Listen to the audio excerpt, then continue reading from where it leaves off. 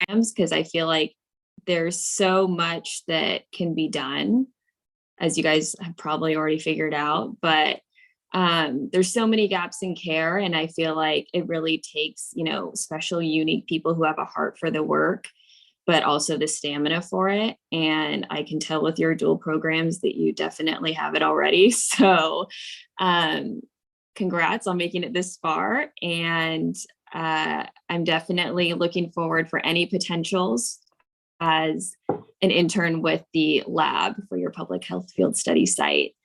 But I think if we can start with very brief introductions, if you can just kind of say your name, your year, and maybe, why you chose this track or what you hope to do with what you've learned from this track. Should we popcorn? Okay. I popcorn Eleanor. Okay. Hi, I'm Eleanor. I am going into my second year. I think we're all going into our second year. I'm in the comm program. And what I want to do with this track, I took a bunch of criminal justice classes in college and worked within a couple prisons and jails. And so going into medical school, I've been thinking about going into specifically being a physician in a detention center. So just trying to make sure I have like the best knowledge of different, factors that they face and things like that, and being prepared. For popcorning, I will popcorn to Ashley. Thanks, Eleanor. Hi, everyone. My name is Ashley. I'm in the comm program with Eleanor and just finished my first year.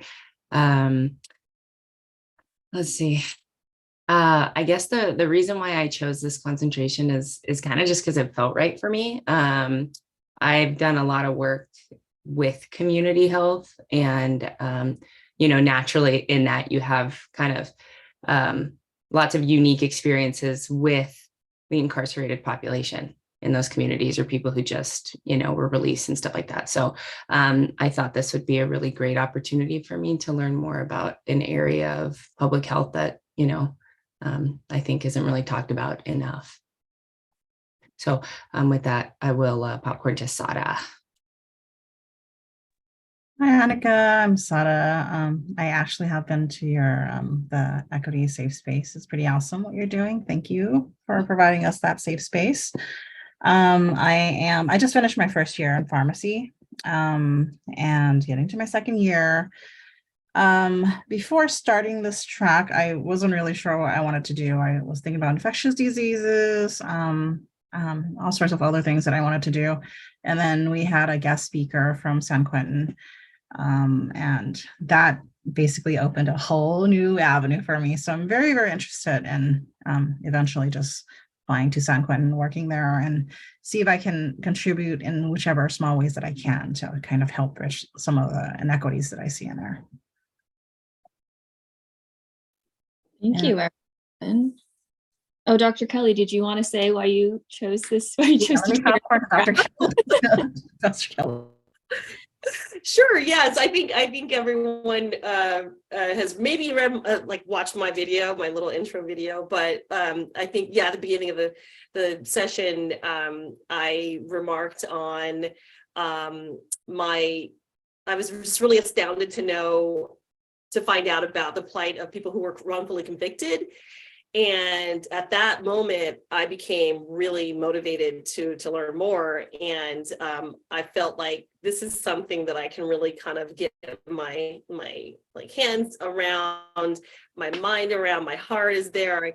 And it also propelled me from that standpoint. This was like in 2016, when I really sort of looked at the larger impact that the criminal justice system has on public health, and not just looking at people who've been exonerated and what they've gone through, but it really spotlighted what was happening across the entire system at every single level, all of the disparities that we see, the disparities in sentencing, around racial disparities, everything. So that just really kind of drove me. And I was a non-traditional student. By the time I finished my MPH degree, I was 40 something. And I just really didn't, think that I would be working in certain sort of traditional areas. And I just thought, like Ashley said, this is a very overlooked, problem. It's a crisis that is unique to this country. So that's how I got here. Thank you. Thank you. I guess we can start with, we'll do a timeline. So does anyone have any questions based on the VIP phase 2 study?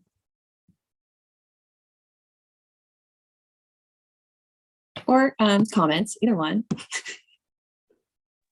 I have a question. So when I was looking through, the PowerPoint and watching your lecture, I know it's not a very eloquent question, but I just really wanted to ask you, now that you've done all of that work, which was really alarming, really took me time, to sit with like those statistics that I'd never seen before. I guess I'm wondering, how do you feel that work has changed the culture within the police department in Vallejo, if at all? Do you feel pessimistic about it, or do you feel optimistic? Like, I just kind of want to know more about your perspective. That's a great question. I think, when we came into this work, me and Jasmine especially, I think you come into this work with a lot of roles coming in. It's me being a shared community member, and then me being a researcher, and then me being, a professional that's now doing evaluations on BPD and their community service, and then also trying to pair it with my passion with like health policy and how is this data going to back changes. And then Jasmine's coming in, and I don't want to completely speak for her, but I know she kind of came in with the same kind of complex role, where it's like she came in as a resident, like she's from Vallejo, born and raised. She's in those over-policed neighborhoods where there's very high hostility, and she experienced it, as a child, and then hearing, the community voices in a data form where it was very reflective of like a professional consultant group that is not from Vallejo, that, really doesn't understand the embedded history and all the layers to it, but just looking at it from, a review of operations and kind of culture. I think at this point, I think someone kind of asked a similar question at the conference we presented at, and it was like, have you presented this data to VPD? And we're like, would it matter? Like, because like I said, our data was reflective of the OIR report. Community members have spoken about, specific problems, and then the overall picture at city council meetings with them. There is literally a web page that BPD has where you can submit anonymous messages on feedback on anything, whether it's reporting, whether it's something that was unreported and it was just an engagement with the police officer, whether it's you were never responded to, like you can submit that message anonymously. And the fact that all of these very, basically hard evidence of numbers doesn't seem to change the way that they do things as far as transparency and communication. And I think the biggest thing that I've taken away from it is I've learned that VPD holds a lot of the responsibility, for sure. They're the direct line. They're the ones making these calls. They're the ones that are, stealing lives. But I think the complexity that I'm right now dealing with is understanding how the levels are around them, like city management, police unions, how are they, like, what are their power attributions to keeping and maintaining that type of culture in Vallejo? And then, like, how have those agencies somehow created more control and power in Vallejo than like the state and DOJ that have literally said, like, you're not doing your job, like you're legally not doing your job. So I think for me, it's come from a point where I am learning so many different layers to these systems that I really didn't understand before. Like, I really didn't understand city management at all. I didn't understand the unique power that they hold, where they're like just enough under the, other cities' radar, where they can really control what happens in their city or turn a blind eye to how they negotiate things. But they're almost so close to like the county DA, where they can kind of, create that type of relationship on how things will be handled or not. And then it takes unfortunately, I think it takes a lot of cases and a lot of lost lives and a lot of complaints for it to reach like the state district attorney to do something about it and to hold people accountable. So I think in this work, it's frustrating to learn that there's more layers, but at the same time, for me, I think because I like health policy and I like this research aspect of it, that I am able to identify like exactly what processes and which positions like need to be reformed. It's not this kind of societal issue where you can just label, socioeconomic status and poverty and social determinants of health. There's so much more where these people know that these things are existing and just are complicit with, controlling and being completely neglectful. But that's a long explanation. So yeah, frustration, but definitely motivating to like keep digging and identifying, because I think that's really the way to make change that's going to be sustainable, because it's so front facing, where it holds people in a position to be effective, and as well as, to like continue doing the job that they need to be doing.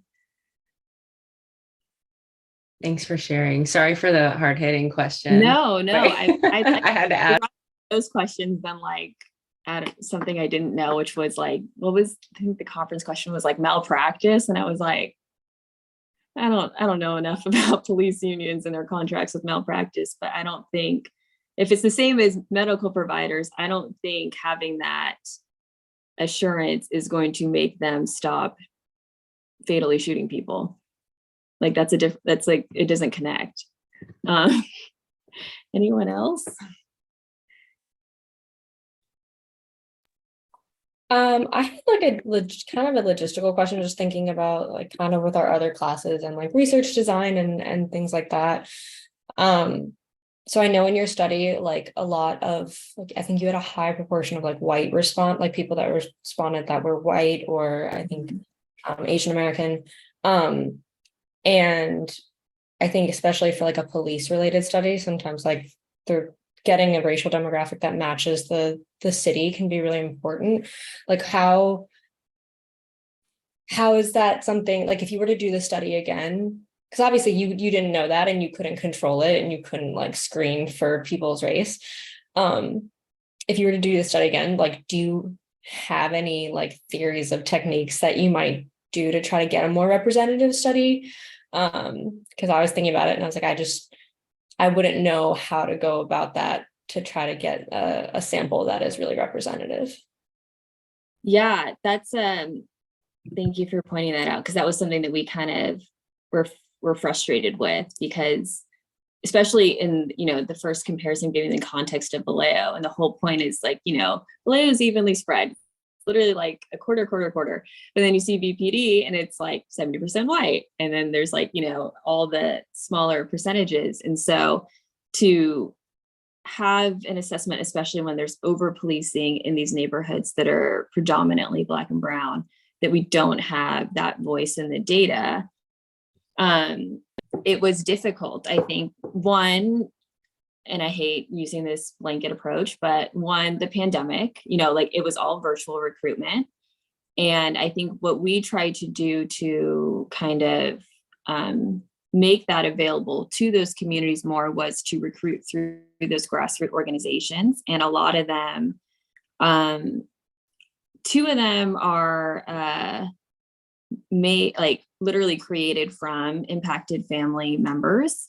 And so we were hoping that, by using their kind of wealth of their network and the trust that they built already, that would, recruit more of Black and Brown communities, since we, coming in as researchers, it's kind of it's a very fine line on when you're asking for a data that is so, it's so sensitive and like traumatic to these, to these community members at this point, because it's so recent as well. I think when we did it, Willie McCoy and John Monterosa were like not even 6 months before we started. So it was a lot.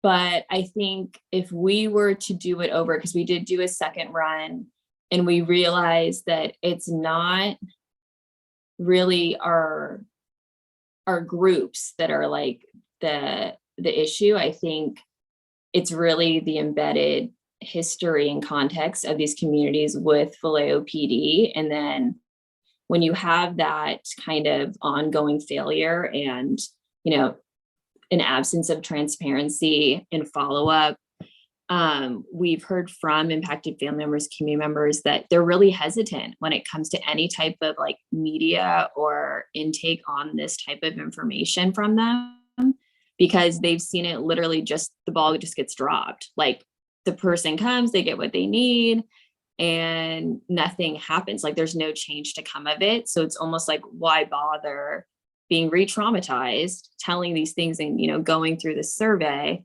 if I am not 100% that you're going to do what you said you're going to do and actually like hold these people accountable. So I think if we were to do it over, and I think, it's not really something where it's like a makeup call. It's something that I think we should do regardless, is really create relationships with the family members, no matter how long it takes, and to now have them be a part of the data dissemination process. So I don't think we mentioned this in the presentation, but them and Open Vallejo, I don't know if you guys ever read anything from them, but they're really big on news reporting in Vallejo, and they're really good at connecting kind of those system structures and helping people understand like why Vallejo is so unique and what's going on. And they also sit down with impacted family members and they compare reports of police reports to, the family members' reports, and reported all of that, the accuracy in that. And so I think what we've had them do is really highlight what they need from the data to promote whatever policy or initiative that they're currently doing. So for Open Vallejo, they wanted a lot of the data in comparison of zip codes, so they can compare their reports of, these many people say that they're over policed, feelings of hostility, blah, blah, blah. Okay, well, like all these reports from these zip codes say the same thing. So now we have like a common factor on how to, present this to BPD as well as the state. The families really wanted more kind of like hard data in regards to like what can be done now that we have all of this data in regards to like aftercare. So when this happens again, because nothing's changed. So when this happens again, like the next family member that gets added to the club that no one wants to be a part of, do they have services? Do they have some type of like kind of health coordinator, supporter to help them through this process other than our attorneys?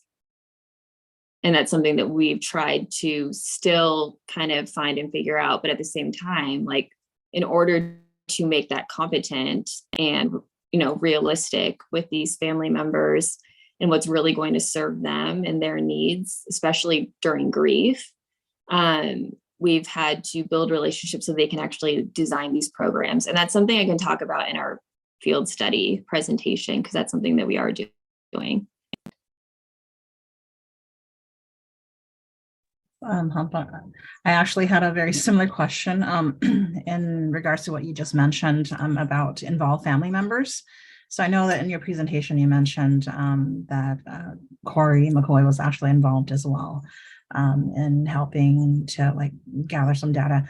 I wanted to say with the involved family members that were involved in your research, what was the impact? Like how did it help facilitate to bring about like the data that you needed?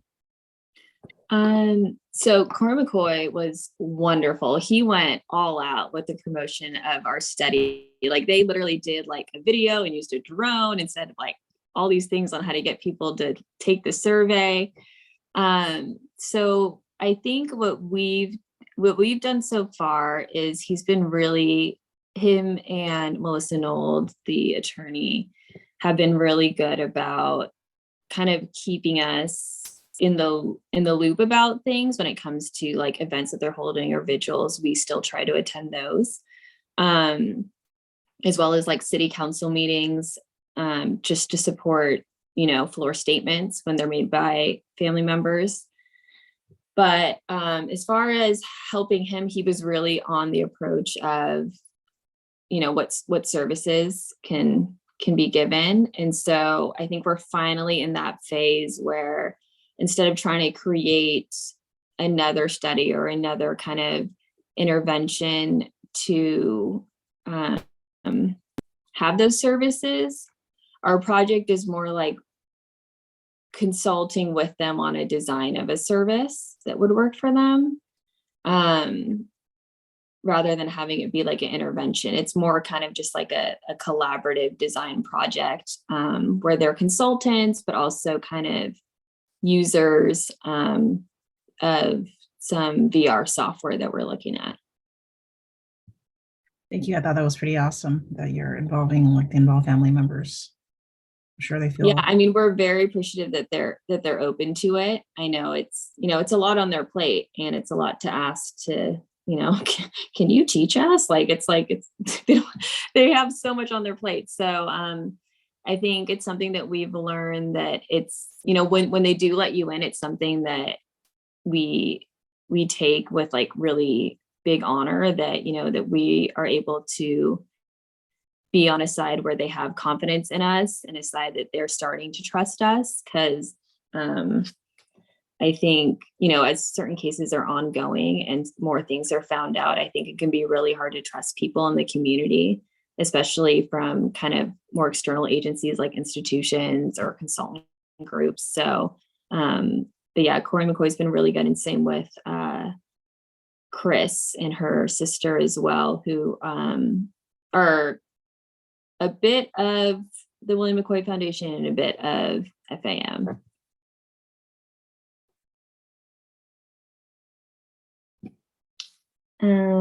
Such Okay. great questions from you all. Thank you so much for those were really deep, probing questions. I'm so excited that you were able to kind of talk about the McCoy Foundation and Melissa Nold, and I love that, because we've had been very lucky to have Melissa Nold come to our course and speak to students. I have a recording of her amazing presentation, so if any of you want to see this, I can make it available. It's from 2021. She presented alongside with Dr. Ellen Caesar. So yeah, she came to our class twice, and so it's really great. But without I'm not going to ask you any more questions, because I know you want to share on your slides, and we're up to 1:31, and I know your time is short with us today. Let me share my screen. Okay. This is like a bonus. This is bonus presentation. It's I just feel like, there's so many parts of HECJ Lab, so I thought a presentation would just be kind of the best for everyone to understand, like, do I want to be a part of this? What are they even doing? So the Health Equity Criminal Justice Lab, it's literally the same name as your track. We just added lab because we're a mixed group. So kind of the about us, we're a dynamic professions research group based in Vallejo, California, that centers our work in health equity. We promote the establishment and accountability of support systems for racial equity in order to retain health equity. And our main purpose, we present this to partners as well, is to connect with aligned agencies of action on projects within research, infrastructure, and health equity efforts that build opportunities and grow the consortium. Because especially in community-based and especially in health equity, criminal justice like groups and areas, it really does take a consortium, I think, to create efforts from the policy sector, from the community sector, from grassroots, as well as hospital and healthcares. There's just a lot of people that need to be involved to make changes. And so just our dedication and mission, I believe this is on the BIP phase 2 presentation. And then the reason why it kind of works for us is because we are community conveners. So we do so through multimodal research methods with the CBPR approach. And we pair up with the partnerships like you guys saw in VIP with, grassroots partnerships with relational strategies. And we're really big on public health solutions. So it's not just heavy data, which I think for me was good to know, because when I first got asked to do the VIP study, I was like, I'm not a data person. Like I'm not a good numbers person, but I think understanding it in like a public health kind of strategy context and commitment, it just makes the work that much more cohesive, and it makes the data part a lot easier. So a lot of faces you may recognize. Dr. Cummings, she was the director for VIP. We have Dr. Strauss, who is on the burn evaluation with me. We have Dr. Kelly, who is the chair of the track, and she works with, like she said, Exonerated Nation. The program manager is me. And then we also have Dr. Wilson coming on board as well. And we talked about more like social inequities and health inequities on kind of both of the populations, which I think will be really great.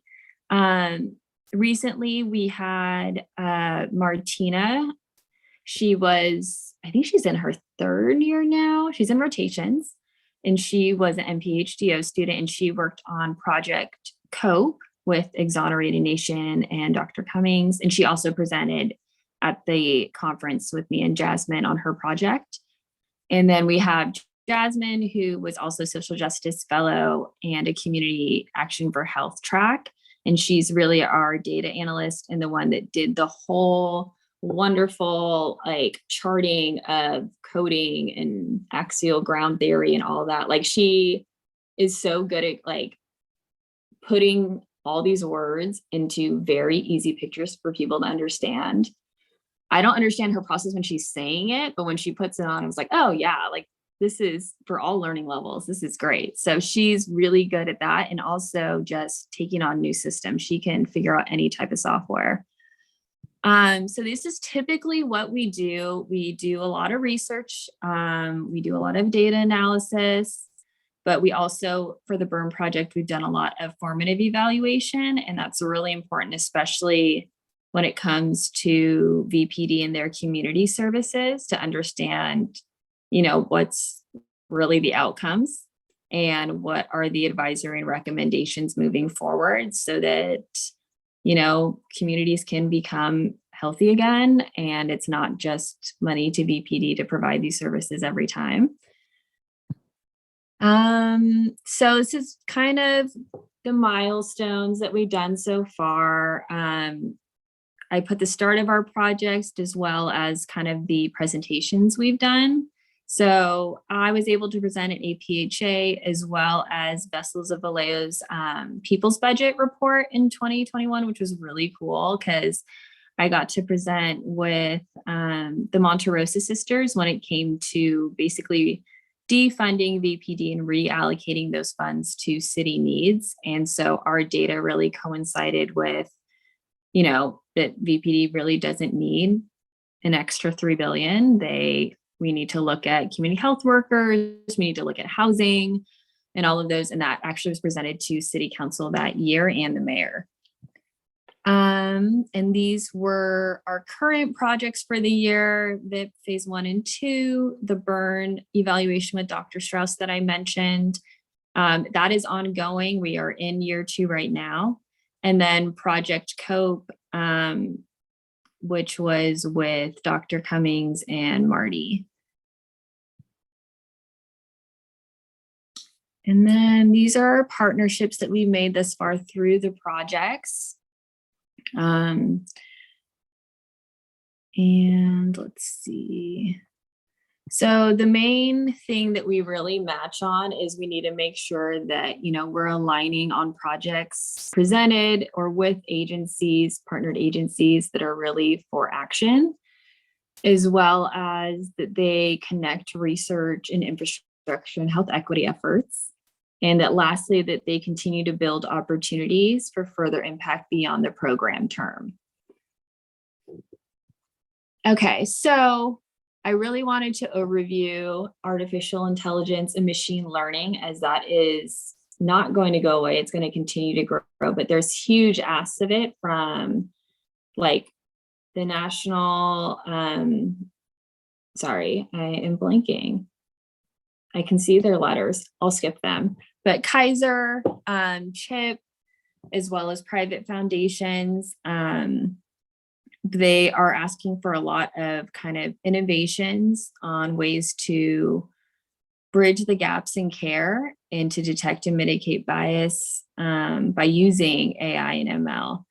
So the reason why it works with us is because the asks are for these types of innovations to literally be designed and made and consulted by those groups that like healthcare is missing. So who better to inform the design and approach than those groups that, you know, aren't getting any care. And it really helps with the funding infrastructure, as these groups often, you know, don't have the hard infrastructure of funding to create these types of systems in the workforce for them because they're already doing everything else. But also that it creates a lot of community networking and trusted partnerships, not only throughout the design, but also after, so that the use of these things will create better networks for those that are serving those with health inequities, that they kind of have some reinforcement and workforce development as well. So that all comes together with these 2 projects that we are currently starting this summer, which is the name, by the way, is not permanent. I just made it up quickly. It's the Eco app, which is a personal assistant app for the recently released community. And that is something that we are designing not only with recently released, but also recently incarcerated. And then our VR program, which is what I mentioned when it came to the impacted families, we're looking for therapeutic programming for exonerees, as well as those that were impacted by police violence. And we're hoping to make an accessible, competent support service that really improves mental health, addresses the trauma impacts, and creates safe spaces for healing. So the team for both is our lab, Exonerated Nation, Solano Connects, because they already kind of have the mental health app. So they'll be really good on consulting and, you know, helping us kind of design those extra traits that we need, as well as they have really strong roots already in the community with their health navigators. And so it'll be good to just create, you know, more of that network that we were talking about, as well as the kind of pilot period of the app to be used. And then Transitions Clinic Network as well. They do have La Clinica in Vallejo, but we will actually be moving these projects to Northern California, Bay Area, and Los Angeles. And so exonerees in Los Angeles, there's a higher population. And then TCN, they actually have like 4 healthcare sites as well, which will be really great for the promotion of these projects. So the 5 goals of the Eco app, if you're interested in joining this project, are on the right-hand side. It's mainly to ensure a supportive transition by addressing the barriers and stigma in the reentry process. And again, this is for those recently released, so those on parole, as well as recently incarcerated, so those that are exonerated as well. What it does is it standardizes the reentry process with personalization, structural balance. And because it's peer designed by TCN and Exonerated Nation, it really creates that user-friendly navigation. And it's more focused on health improvement as well as decreasing recidivism. And we're really trying to make it kind of like a one-stop shop for kind of, making this app usable, as well as creating the reentry process to be less overwhelming. So we wanted to have, all the system needs, which is like the court-ordered requirements, meetings, job kind of requirements as well, but also create that component of social capital with like mental health support and community building, and then the coordination of care with TCN's sites as well. It's really to help build autonomy and self-advocacy skills. And we are looking at those that are recently in their reentry within 2 years, so that we can really coordinate it with the attorney and social worker or the community health worker pre-release, so that they can start using their phone as part of the phone program with this app on it, like literally the day that they are back in their communities. That's just kind of more reasons why we're doing it. And then, as we talked about building out opportunity, we really want to ensure that this project is effective, but also that it creates opportunities for those that are a part of it. So the community health workers that TCN hires are those that were recently incarcerated. And so we want to create job opportunities for them as well as exonerees. And within the design structure, they have the ability to basically do a lot of coding, to kind of be in the social chat forums, as well as help with all the scheduling features and things like that. So it kind of creates another role for them, because I think the hindrance was that these apps can start taking away, roles that people actually do as a job. And so we don't want to take that away. We want to literally just enhance that connection and then just build more opportunities for them within it.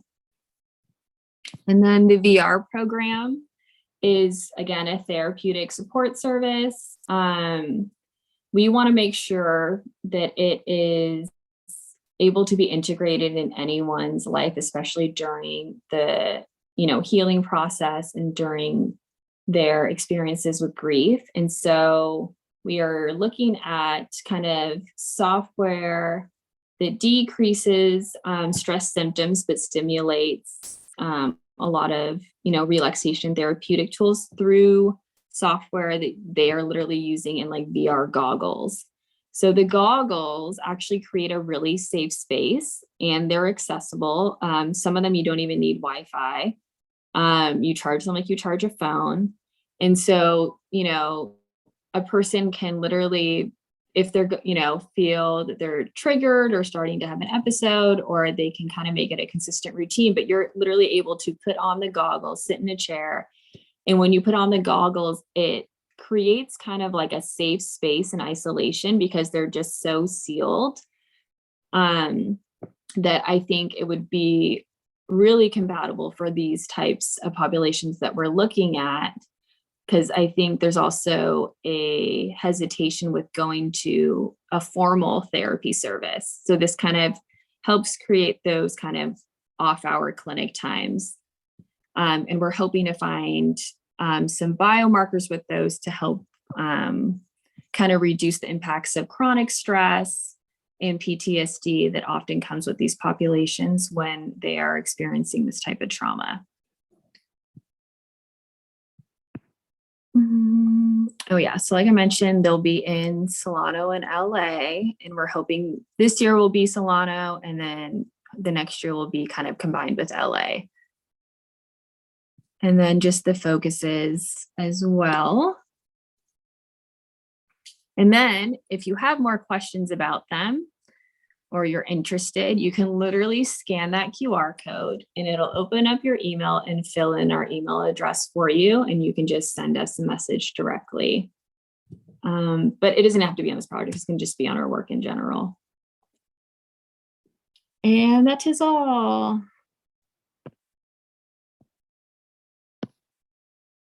Wow. Okay, I'm so excited. And I have lots of questions, but I'm going to hold them for now. But oh my gosh, thank you so much, Annika. This was tremendous. I mean, this is such a great, these are great projects. I do have one question for these opportunities that would be starting this, you're going to be starting this summer. How soon would you envision including student researchers or interns for, to support them? I mean, I'm so greedy. See, I'm just straight. I would definitely be happy with this summer. I mean, I'm doing proposals right now, but we are starting the piloting and blueprint of kind of comparing apps right now for the Eco app and consulting. It's like the first kind of stage of consulting with those groups on what their current needs are, as far as their just like internal campuses, and then like the system needs for what they would see in the app. And then the VR, I keep calling it the goggle one, the VR program. We are now just comparing software. So it's really kind of testing that software and just taking in a record of stimulants that either are negative or positive just by the use of the software, and then consulting as well in kind of that first stage with the programs on their perceptions of what they see as positive and negative stimulants, and testing out just the very samples of software to see what we can piece together. Oh, that's fascinating. I never thought of VR being used in this capacity, so I have a lot to learn. A lot to learn. This is fascinating. I do want to allow some time for questions if you have any time. Annika, I know you have to leave us soon, but just wanted to open it up to the class. Should they have any inquiries? And I know if we think of questions later, we can always reach you later. And I love the new Gmail address. So I can't wait to see what the new website would look like. We haven't even talked about that yet, but I could just see website, Google Sites, I know, or maybe even something better. Online booking.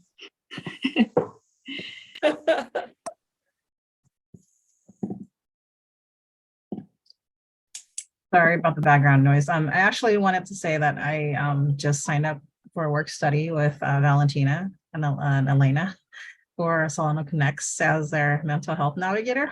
So it's really, really interesting to see that Solano Connects is actually part of all of these upcoming projects. So I'm actually very excited to be a part of it.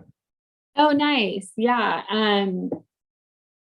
Yeah, they'll be really helpful, especially because they, like I said, they already have a few local community organizations. Are you going to be in person?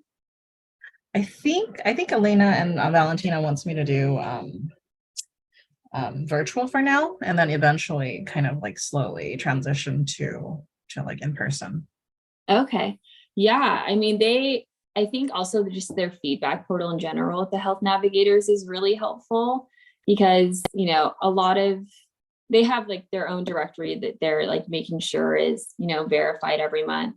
But I think the feedback portal from community members is so essential because it finds those other services that aren't, on Google or like in public areas that a lot of nonprofits do have, but, they just aren't promoted the same way. And so I think having the community intel will be really interesting to like read as the health navigator on like what can be promoted or what can be, improved.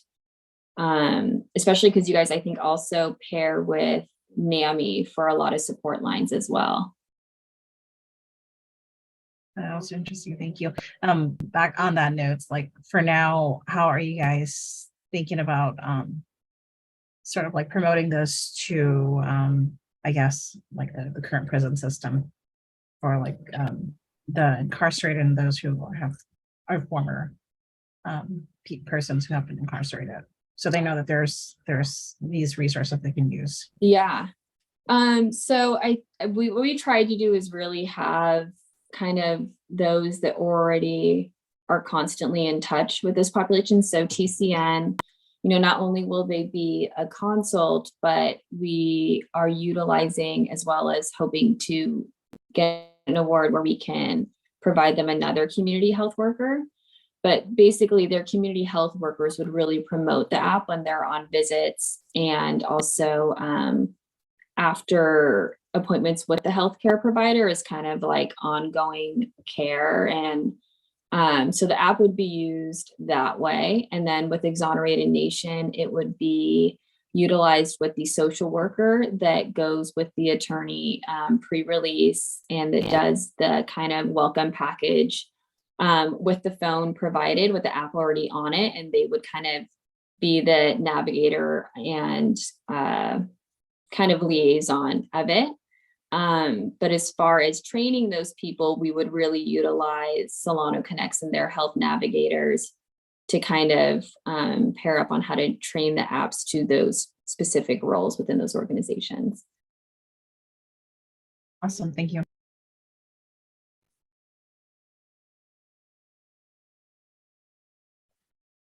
Any other questions?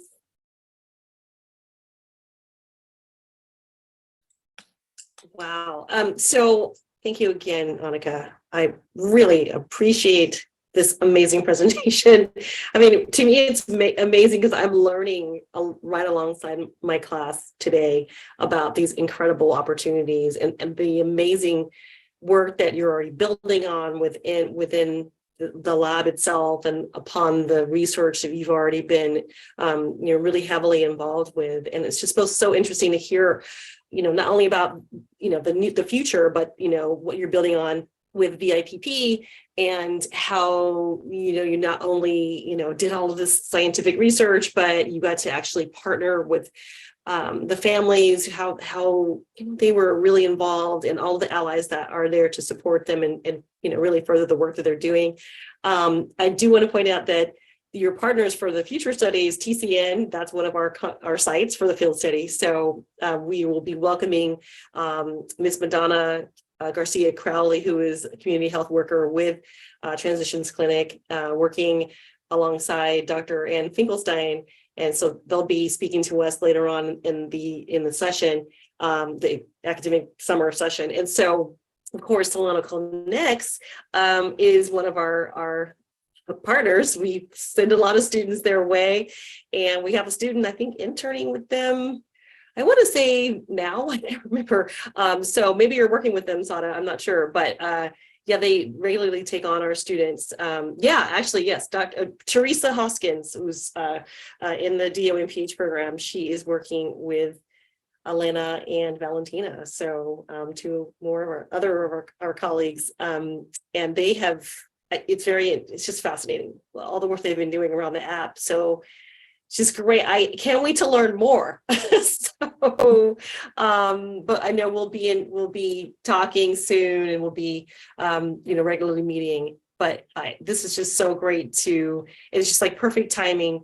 As a chair of this concentration, I'm tasked with developing more and more relationships with organizations to build upon what we already have in terms of field study sites. And so we need to right now kind of focus on other organizations that are doing the work on the outside, not just those focused on correctional health within carceral systems. So that's kind of like the direction that I'm moving in. And so I have so many questions and networking ideas for the lab. And so just to share, and so I know, Annika, you'll be part of that as well. But I just love seeing the translation of all of this research into real action. So kudos. This is just wonderful. Thank you. Thank you, everyone. Yeah, if you have any questions, feel free to email us, or I guess, I don't know if my email is on the thing, but either one.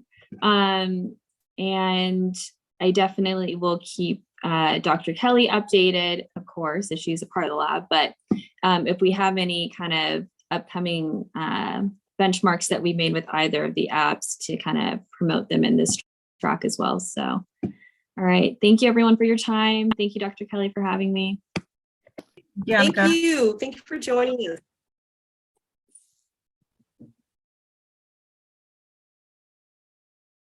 Okay, so we're up to 2 o'clock.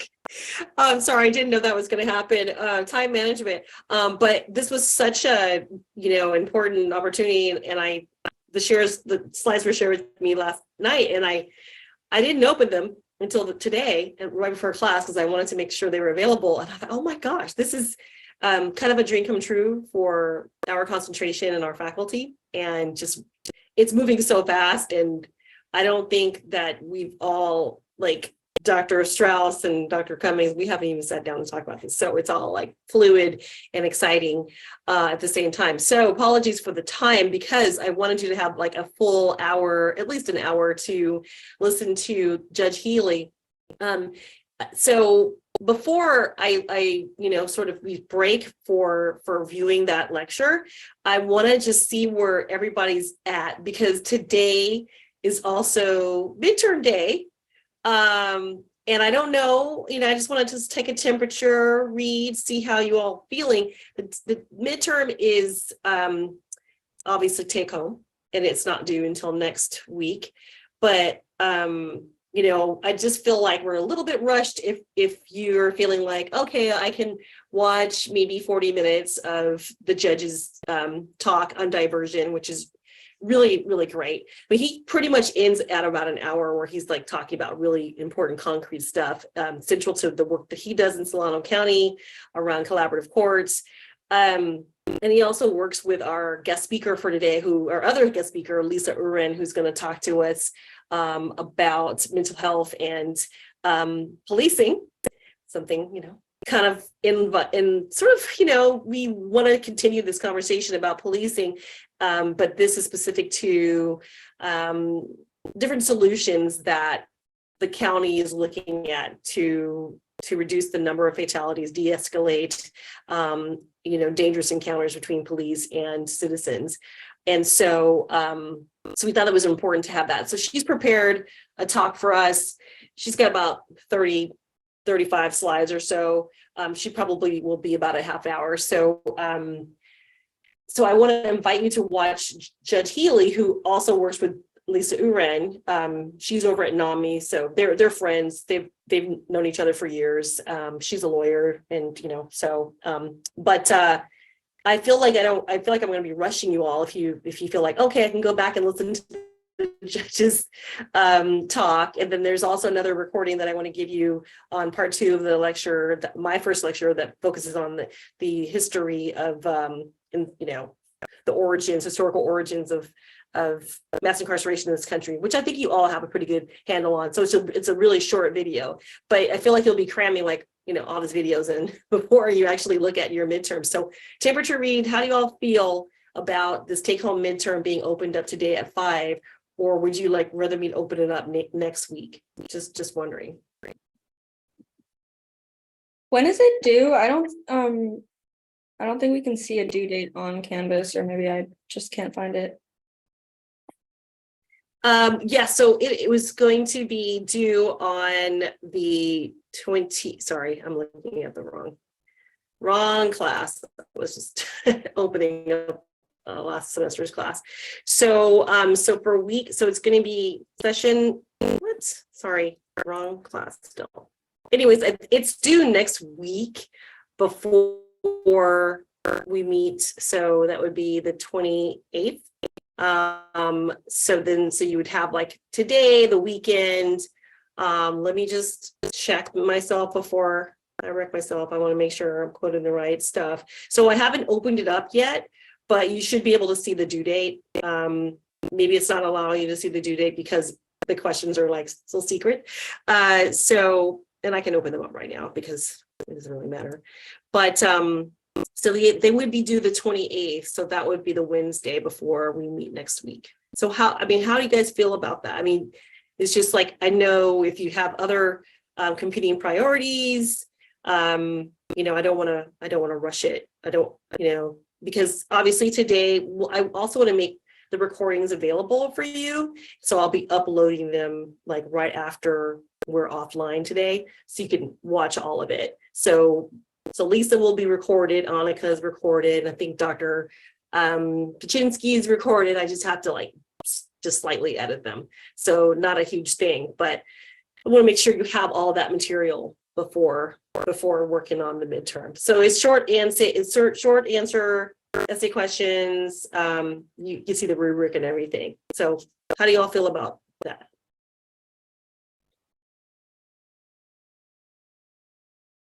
Feel comfortable with that?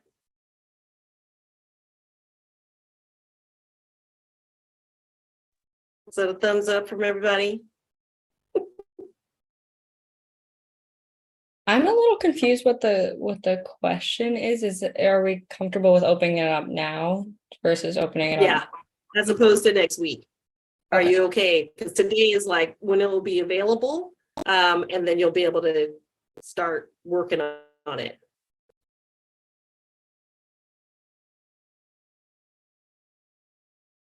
I guess it's a yes. We're all good. But the due date will still be the same due date, correct? Is that what you're saying? Yes, if we open it up today. I mean, I can make it later, like till like I can open it up today. And you can have until like next Friday, instead of the 28th. So it'll be after we meet on the 29th. Maybe there'll be another opportunity after we have our guest speaker for next week. You'll be able to kind of like maybe think about other opportunities. We're going to cover women's incarceration. So that could be part of some of the, some of your ideas, and just kind of give you a little bit more time. So how does next Friday sound? I can do Saturday, but Saturday's not really, we're not supposed to be working on Saturdays, are we?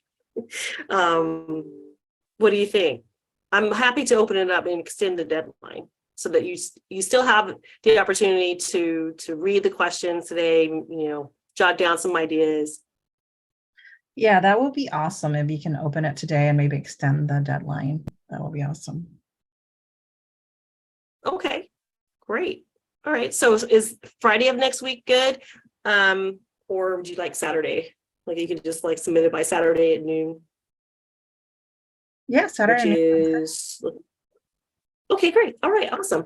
So yes, okay, everybody take a breath and breathe. And I'm going to let you listen to Judge Healy. He's not dry, he's not boring. But we're gonna stop at 2:40, and I will be back online with you with Lisa Uren, and we're just our next guest speaker for today. This is Lisa Uren, who has been a wonderful contributor to our course year after year, and really talking to us about important steps that we can take as communities to end law enforcement violence as it relates to mental health. And so just a little bit about Ms. Uren. I will let her introduce herself as well, but just a little bit about her. She attended law school at JFK University in Orinda, California. Hey, I've been there. I forgot to tell you that, Lisa. Oh, yeah? I went there to visit. Yeah, when I was working as a recruiter for the public health program. Oh, yeah, Yeah. They were interested in public health and like working with them. That was great.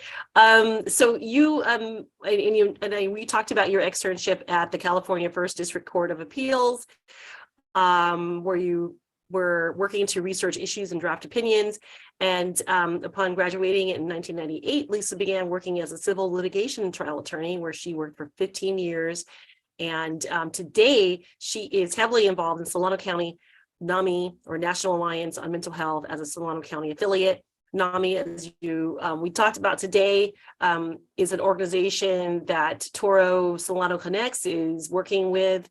And so it's such an important partner and so much work at the national level as a grassroots organization that provides outreach, support, and education and advocacy for those living with a mental health condition and their support networks. So without further ado, and not to delay any further, I will leave it to Ms. Uren to start her presentation.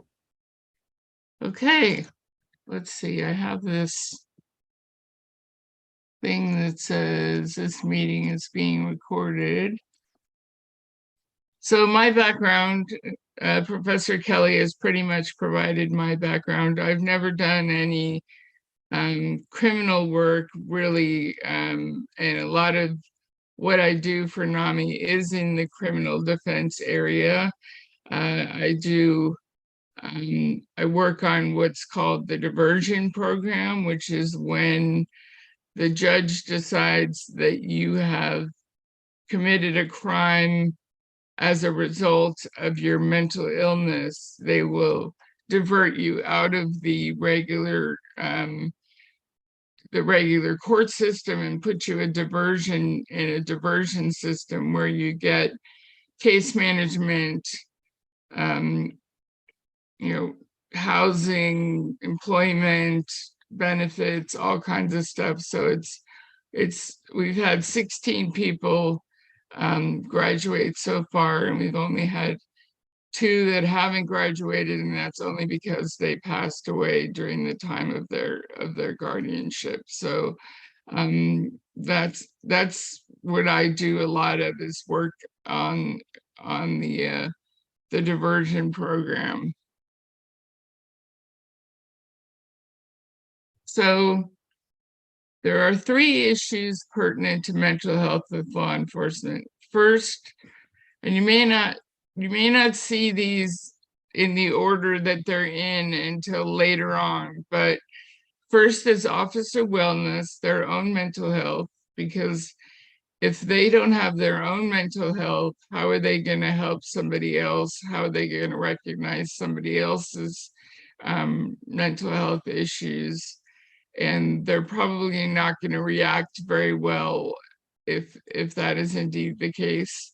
We have law enforcement interaction with mentally ill persons, whether or not the law enforcement officer has been trained to manage and recognize the signs of mental health illness. For instance, whether or not somebody can or cannot comply with commands because they're hearing voices, or they just can't comply with the officer's directions, and what happens from there. And then law enforcement activities that cause symptoms of mental illness in a community. So when we're talking about a whole community. For instance, Vallejo has a very large community of people who have gotten into trouble with mental illness, and a lot of them end up in diversion for that reason. Oops, wrong way.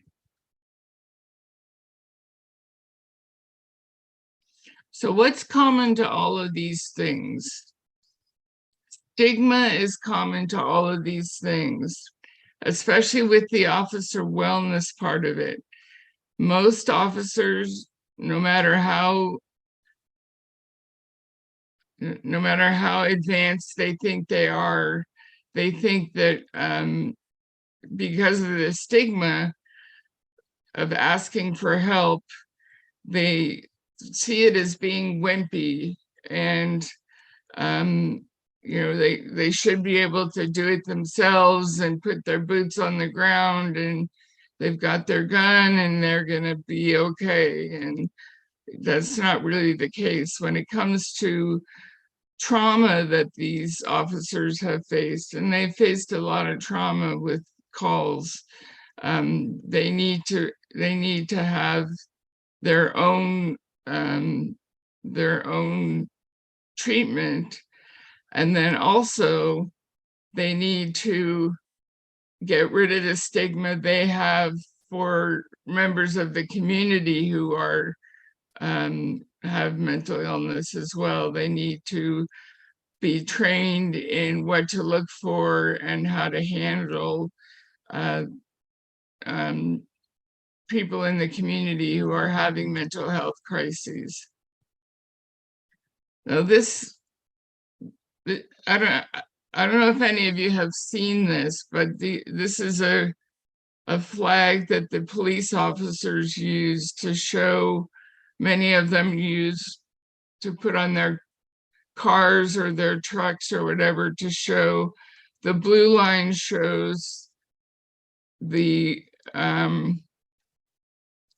protection line that the police feel like they protect the stars and stripes above the blue line, and that the stripes below the blue line are people that they need to be protected from. So they've really they really have it in this theory in their head that, you know, that there's people to protect and people not to protect. And that's another part of stigma, is you know, deciding who you're going to protect and who you're going to take to jail. So use of force statistics. 1 in 4 police shootings involve a person with a mental health condition. So that's 25%. Per the ACLU, between 2005 and 2016, California had, I have it, 1,200 lethal police shootings. Only 2 were found unjustified. In general, people with a mental illness are 16 more likely to be killed by police. So there's a higher risk of death for mentally ill persons with a known mental illness than those without a mental illness. And more than 50% of police shootings of mentally ills occur inside the home, inside the person's home. Is there a thought that you might have as to why that happens?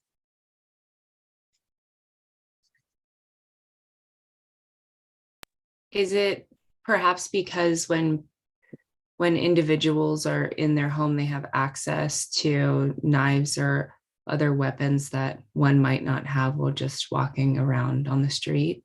Right. There's that. They feel boxed in. They feel like they don't have any place to escape. And they feel very threatened by the fact that the officers are in their house with their guns on and their handcuffs and whatnot. But yes, having it be outside or having it be inside does make it more difficult. So mental health issue number 1, officer wellness. If an officer is mentally healthy, he's less likely to use excessive force. They're trying to institute confidential support lines so that they're not, so that the stigma of asking for help goes away. They want to increase mental health access. And then again, the barrier to this is stigma. The biggest barrier for police officers is stigma. They don't want to ask for help, even though they may need it, and they may get CIT training. You know, they may get 40 hours worth of training on how to deal with people who have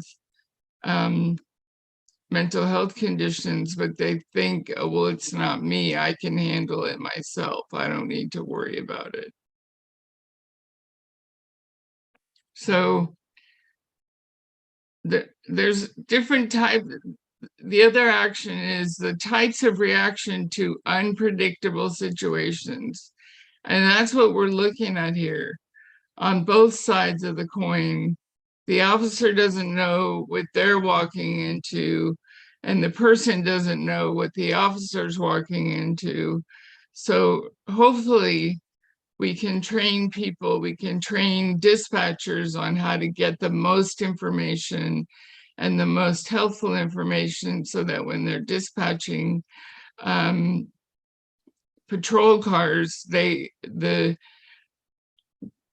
police officers have as much information as they can have. So You get into fight or flight mode. I'm sure you've heard that, fight, flight, or freeze. The less predictable a situation is, the lower the cognitive functions. So the scarier it gets, the less cognitive functions they have on both the officer's side and the mentally ill person's side. And they're going to get to a point where they're both at the same level of cognitive function, and it's going to cause a problem. Both of them are using a much lower level of cognitive function. If the situation is highly volatile, both parties will go to the worst scenario view. There's no cognitive funds. They become reacting to the worst case scenario instead of the actual situation at hand. So the officers use their gun, which is their worst case scenario weapon, and the the mentally ill person will run or get a weapon for himself to try and protect himself. They're attempting to predict how the encounter will go, despite evidence to the contrary. So they're trying to guess what, based on previous activities with the police or previous activities with this person that they're dealing with. They're trying to predict what's going to happen instead of, they don't know what's going to happen, and so they're kind of preparing for the worst.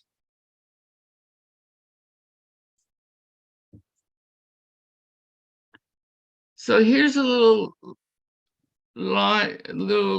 graphic. You start with dispatchers, right? They're the first line of defense, and we get them trained on critical crisis intervention training to try and get them to get as much information as they possibly can, so that when they're sending the officers out, they're not sending them out to a very volatile situation that isn't volatile.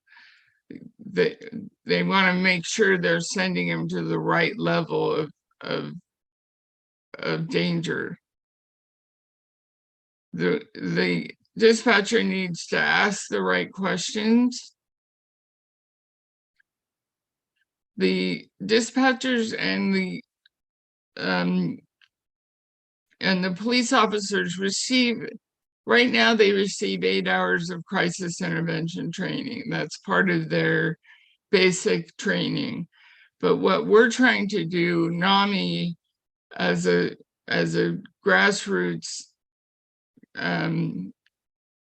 group, and as part of the community, there's a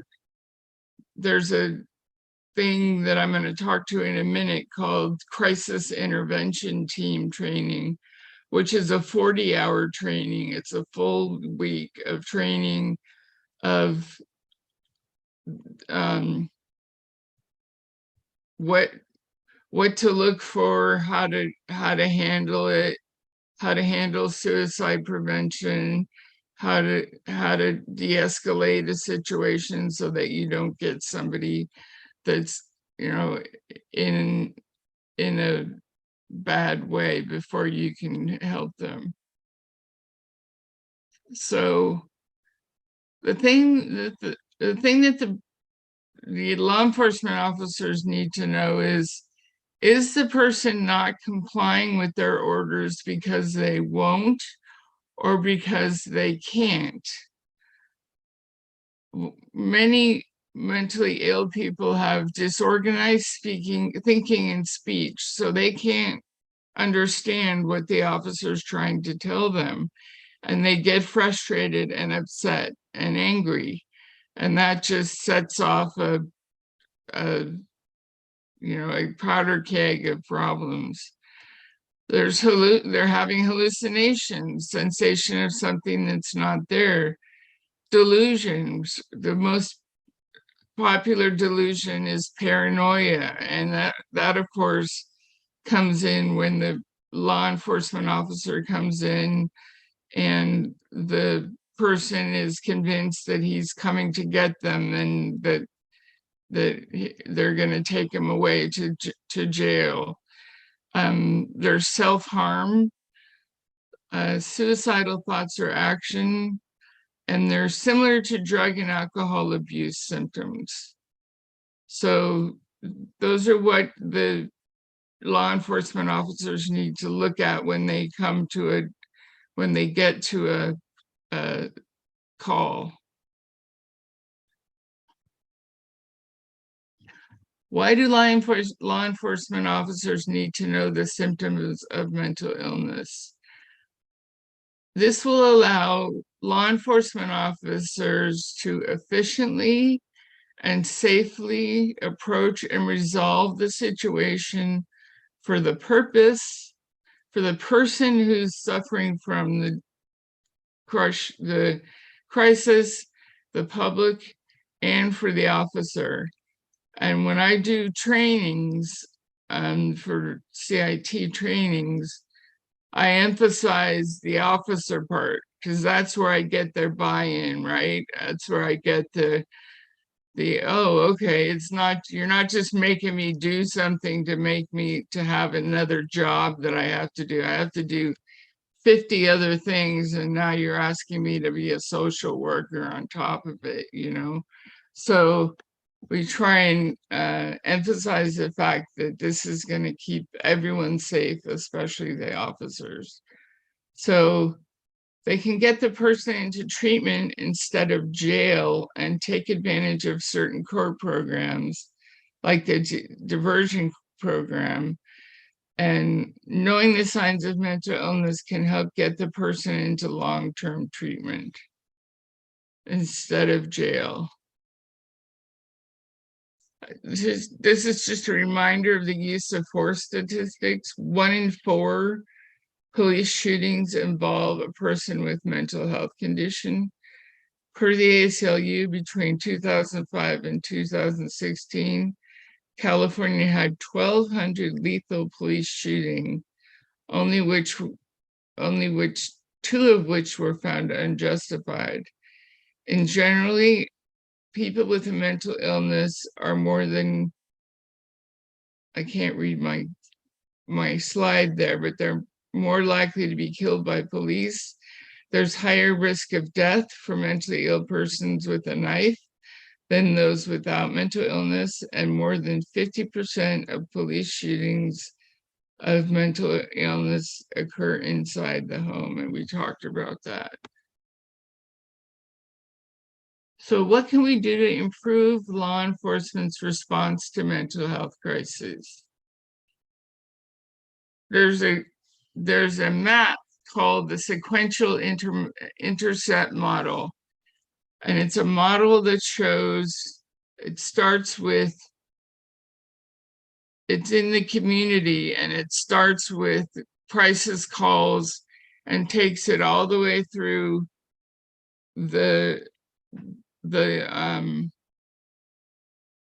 all the way through the various stages that you can get through to get through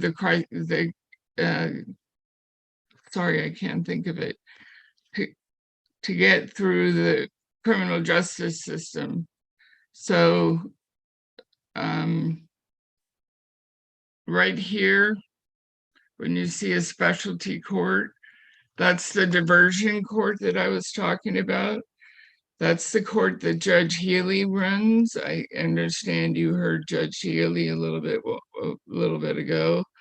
He runs the specialty court, and he takes people out of regular jail. And if they qualify that their mental health was a factor in their crime, he can put them in a diversion program, have them be out in the community, have them be treated, have them be, we have a peer system where we have peer supports that go in there and help them find housing and medical treatment and reunite with their family, etc., so that hopefully they don't come back. Our main issue with that is we want less recidivism. We don't want the same, people coming in and out of the jails. So the crisis intervention team consists of law enforcement, county behavioral health, and a NAMI representative. And it's based on what's called the Memphis model training. And that's only because it was the county of Memphis in Tennessee that came up with the theory. So it's 40 hours of training versus 8 hours of training. So it gives you signs and symptoms of mental illness for all ages, homelessness, suicide prevention, and most importantly, that we as advocates for people who are in the program, we really emphasize de-escalation and teaching how to de-escalate the situation so that you don't end up in a area where you're in somebody's house and somebody's got a gun or somebody's got a knife and the police officer has to deal with that particular, hopefully they can get that taken care of before it escalates into a shooting.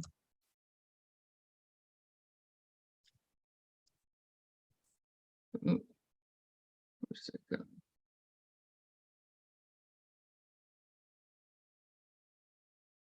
Okay, where am I going?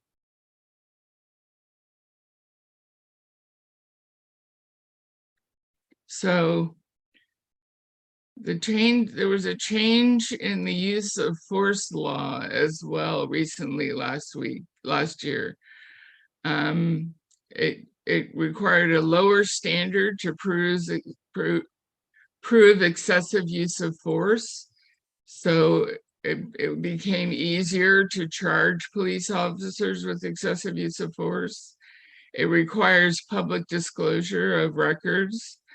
A person's mental illness must be taken into consideration when determining whether excessive force was used. And officers must stop, intervene, or report another officer. Now, I got this quote from Judge Healy. I can't take credit for it, but he says, culture eats policy for lunch. So what he says is, yes, we've made all these new policies, but we have culture within the law enforcement officers that doesn't necessarily follow along with these new requirements. So he's hopeful that it will, but he said, again, culture eats policy for lunch. So until the culture of law enforcement officers change, the carrying out of the law is going to be more difficult. So I don't know if you guys have gone through trauma-informed care. Have you worked on trauma-informed care? A little bit in other classes. Yeah. So you recognize how common trauma is. You assume the person has experienced trauma. You ask permission to touch them, to approach them, to talk to them about their problem. offer them some bit of control that they can have over the situation, so that they're not feeling that sense of loss of control that they felt when they had their trauma originally, and then find support for them to have support for their newest trauma that they've got. Okay. What is a key to decreasing interactions with law enforcement? Early prevention of mental illness and substance use disorder decreases encounters with law enforcement and the cycle of incarceration.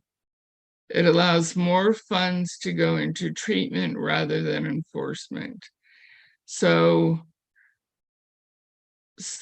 the word has it that from Sacramento, they're trying to use more money for treatment rather than enforcement, but we'll see how that goes. We've heard it before, and we'll see if it actually comes up. So in a 2015 study, 19% of Black, African American, and 17% of Latinas self-reported that they were treated unfairly police in the past 30 days. Only 3% of whites reported it. So assaultive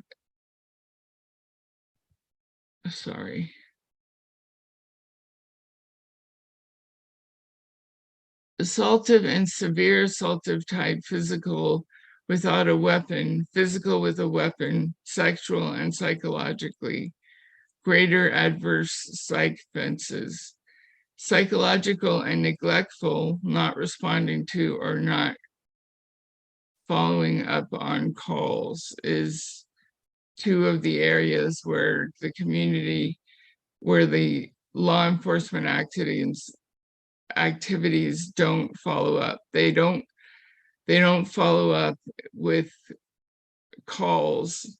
There are some larger mental health unit that are made out of law enforcement that do follow up with calls and do follow along with people. Solano County just doesn't have those resources.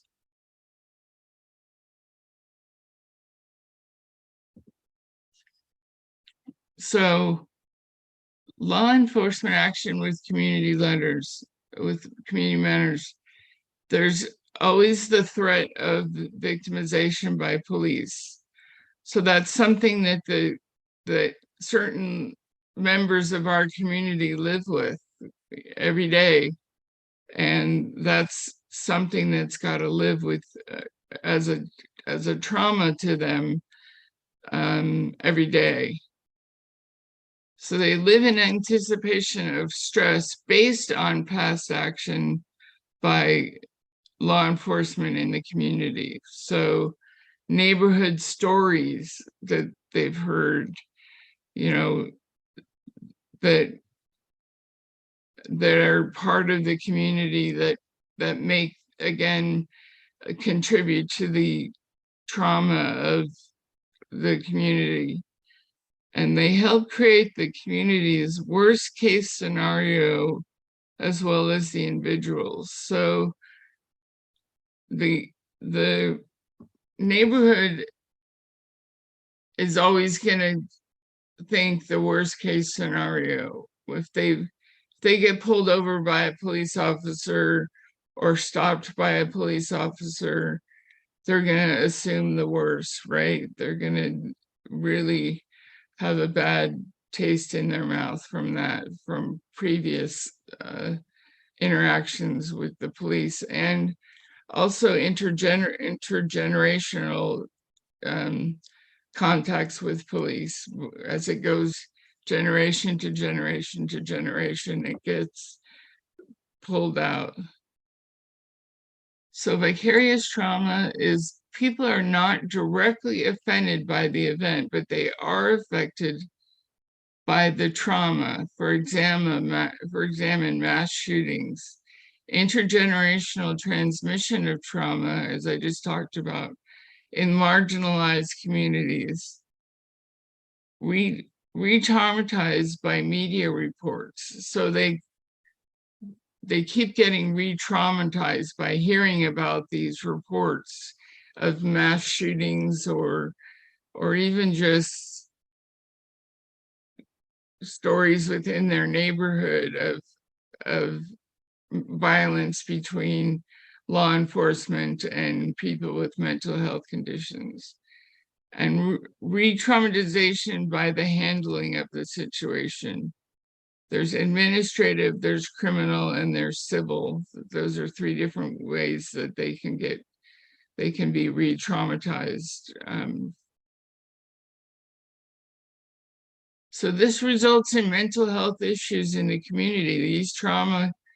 These trauma breaks bring in anxiety, anger management problems, depression, symptoms of post-traumatic stress disorder.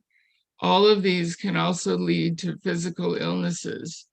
So you have people living in a community that, although they may not be the person that something happened to, but they know the person who did, and they know the people who did, or it was a school issue or something along those lines. They're gonna have reactions to it. So a person in a marginalized community is far less likely to seek access to mental health treatment. There's cultural stigma, keep it in the family. A lot of cultures want to keep it in the family. They don't want anyone to know that this has happened to them or that they're having a hard time. Pull yourself up by your bootstraps. You know, you don't need therapy. You don't need to go to a counselor. You can just do this on your own and be strong yourself. Mental health deteriorates, and the mental health deteriorates to the point of mental illness. So assistance is not sought and law enforcement is not called out to help until the situation has reached a critical point, and reducing the officer's options for safe and effective solution. So the people that really need help from law enforcement officers aren't going to get it because they're too embarrassed to ask for it, to be honest, is how they look at it. It's a cultural thing. We'll take care of it ourselves in our own culture, in our own families. And then by the time it gets to the point where they need law enforcement intervention, it's really overpowered their family dynamic, and it's become a real problem for them to get treatment.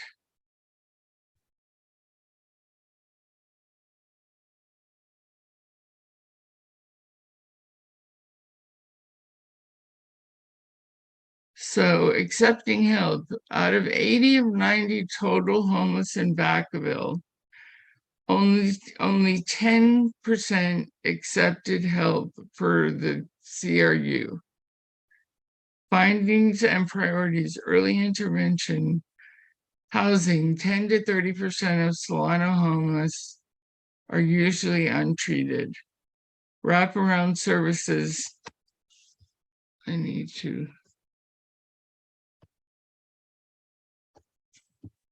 20 to 30% of Solano homeless have mental illness, usually untreated. Wraparound services include ongoing mental health treatment, supportive, affordable housing, substance abuse treatment, etc.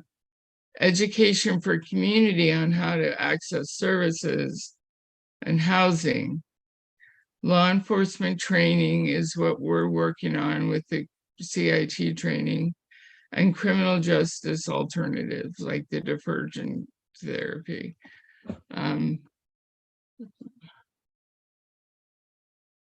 So May is Mental Health Month. We missed it, but next May you can remember that it's Mental Health Month. So all that makes sense. It Thank you. does. Thank you. Yes. People don't want to ask for help.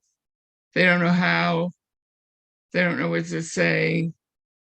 Even educated people, even people that have a college degree or have graduated from high school, don't know where to go to ask for help. So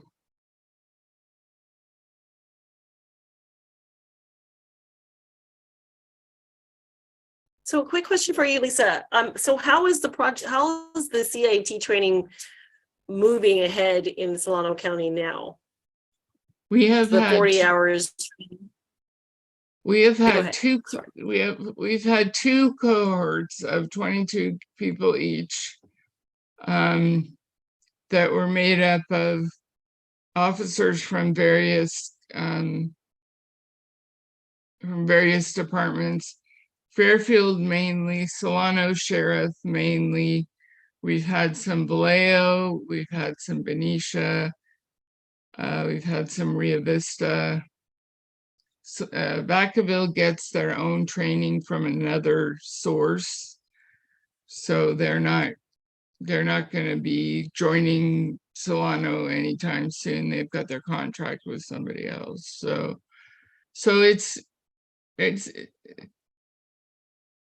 we can only take about 22 to 25 people at a time, and to keep it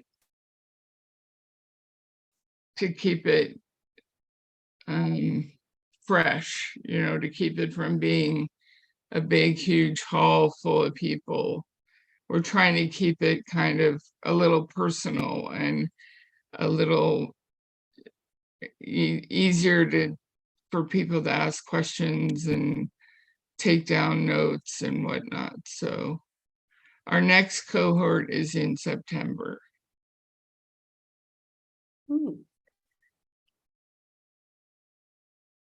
So Those we are had good numbers to have. Yeah. Yeah. Well, when do you see it becoming something that would be mandatory? The question, I mean, that's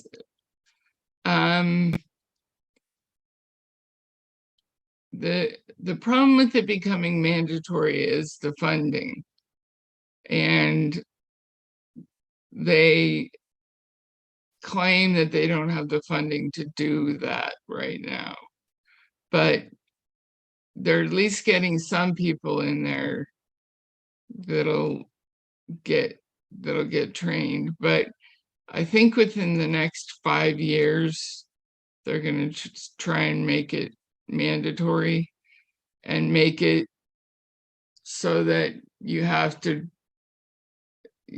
also do a re-up, a refresher course, with new information. I mean, we get new information all the time, right?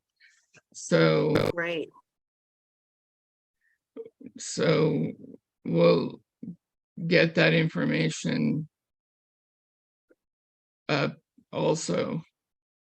So Wow, that's really interesting. I mean, I think with just looking at the legislation that you mentioned, so AB 392 was passed and signed into law, and looking at measures that the state has taken, other states have taken to adopt laws and policies to reduce deaths at the hands of police officers, law enforcement. it's something that is really positive, and I think we're moving in that direction. It's just, I would be interested to see what do the budgets look like for most police departments. I think they have been increased under some of the, the new legislation from the Yeah. current administration.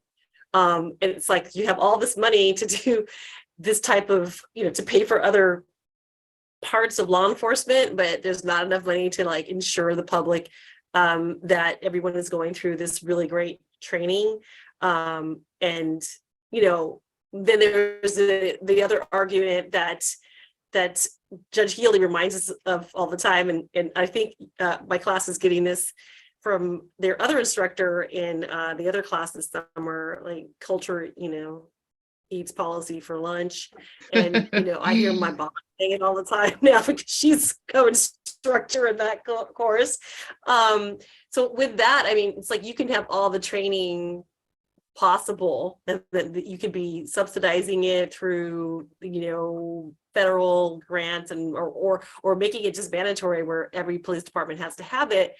But I think that's one thing, and it's promising and it's moving in that right direction, and I think it would assure the public in terms of public safety, which is under the umbrella of public health. But until I think it's like becomes part of the culture, as well as officer mental health, which people don't really like to talk about. It's the other way around when we were talking about the downstream effects. If we don't prioritize their health, Yeah. And they really don't want to admit that they need this training. They don't, based on the feedback that we've gotten from the officers, most of them were pretty positive. But there were some that said what we expected, which is, oh, you don't understand what we go through every day, and you don't understand what it's like to be out on the street, and you don't understand, what we're dealing with and how to deal with it. And so we had a couple of those. And then what's funny is it seems to be the younger people who are against it versus the older folks. And I would have thought it would be the other way around, that the younger cadets would be more into it as an amelioration of the problem. But the older guys, maybe they've seen more, and they've seen more why they need to have this training. that's interesting. Okay, I'm gonna have two more questions, then I'm gonna let other people ask questions. Sorry, Sure. everybody. But that just brings me to a point where I think I've asked you this before in terms of the evaluation of the program for the training of the officers. So I know, I'm sure that NAMI conducts their own evaluation. Maybe there's obviously pre and post examination of the officers in terms of their perceptions, their understanding and views. So wondering if that's something that you all would need help and support with from like students who are interested in mental health, where this intersection is with criminal justice. Is that something that you'd be interested in at NAMI? Yeah, actually, that's, yeah, to keep track of where we're going versus, because we have a very small portion of the training. We want to know the de-escalation and how that works, because that's our big thing, is the actual interaction between the ill person and the police officer. I mean, we're interested in everything, but we're specifically interested in how did this go and how did this happen and how did they end up in jail, versus Right. a lot of times they end That's up in jail interesting. because there's nowhere else for them to go. Right. That's interesting. I mean, that's, so having that data would be very helpful. Yeah. And I can see that being done. Like, yeah. And then what do you think about the, in terms of the San Antonio police model that we all got to watch before today? Like, what can we learn? What can Solano County learn from that? I mean, it's so different. It's a different world there in terms of their Yeah, well, unit. it's so much bigger there, and they have so much more money. That's the problem is, we don't have a lot of money, and but I also think we could spend our money more wisely in prevention, and we are working on the sequential intercept mapping. We've started a project with the sequential intercept mapping to see where on that map we're falling through gaps. So we're working, it's on a nationwide basis. So we were one of the counties that got chosen to, as a small to medium-sized county, to work on that sequential intercept model. So That's interesting. yeah. That's really great. Wow. Well, I know we're at 3:34 p.m. today, but I just wanted to open it up to you all for any questions if you have for Lisa at this time. Sorry, my throat's kind of sore. Yeah, you asked the Oh, question. sorry about that. I think you asked the question I wanted to ask about CIT. That's been kind of implemented, and she already answered that question. Oh, great.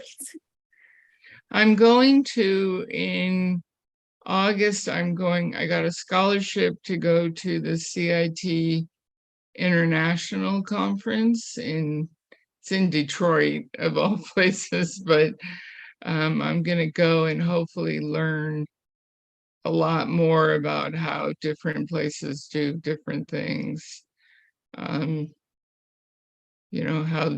For it to be an international thing, I'm going to find some gem of a piece of information that hopefully I can bring back and say, hey, look, they tried this in this country and it worked. And so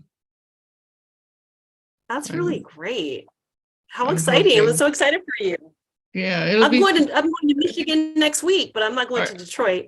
I'm going to Traverse City for a vacation. Oh, Full disclosure, everybody. I'll be on vacation when we meet next week, but that is awesome. I'm very excited to hear what you learned. yeah, well, we're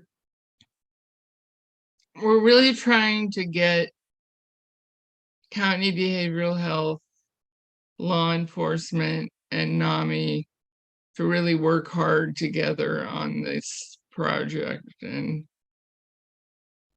it's been a bit slow, but I haven't given up. It's really important. Well, I'm so glad you haven't, because you've been working at this for a while now, and there has been real movement. There's been real results. Yeah. So, I mean, in terms of and having this training available now at this level, I remember the very first time that you came to our class to talk to about it. It was sort of in its infancy, and so this is really interesting. And I was looking at the MHD, the mental health department, their funding for their unit in San Antonio. It's all funded by the council. The city council actually allocates taxes to this. It's just like, if a city can do it, you know, why can't a state do it? We're Right. one of the richest, we're like a small, rich country. We're, you know, if we were a country, we'd be one of the Right. richest on the planet. So, you know, it's just, it's slow, but public health is slow. You know, just all of this is very slow, but it does seem like there are some steps that are being taken Yeah. to protect the lives of our citizens. So, and I wanted to know, how are the dispatchers trained in the CIT chain? Because theirs is probably a lot different. Of course, they have to be trained to ask the right questions. Is it similar to the model that we saw in the film? It's similar to the model that we saw in the film. Yeah. They Mhm. don't get as many, they don't get 40 hours of training. They get, I think they get 12 hours of training, but they learn how to talk with the law enforcement officers, you know, and use certain buzzwords and use certain, you know, words to let them know that they're walking into trouble, you know. Right. I'm still interested in what you're ultimately trying to find out. What's happening during the interactions between the officers and the person they're meeting who is experiencing a mental health crisis. Like, Mhm. what is happening, what's leading up Right. that's very, you know. And so I know we've read about it, a lot of it this week, and a lot of the what you covered in your lecture has been highlighted in a recent study that we also read about same week. And in terms of like Vallejo and residents and what their responses to surveys and interviews, and it's just really reflective of what you have shown us today and the data that you have collected at NAMI. It's just, you know, a recurring conversation that we're having in terms of the perception of police officers in Vallejo specifically, and their, you know, their failure to follow up, adhere to protocols, and, you know, everything else. And being dismissive of That's a big certain, part. you know, issues. Yeah. Not being professional, like just like basic things you would expect from your peace officers. But Yeah. so I just want to thank you for this really kind of, you know, going deep into some of the work that you've done, and excited about your upcoming conference and what you'll be learning for the use of the sequential intercept map. Yeah. Well, we'll see. I'll see what I can Well, grab out of it, but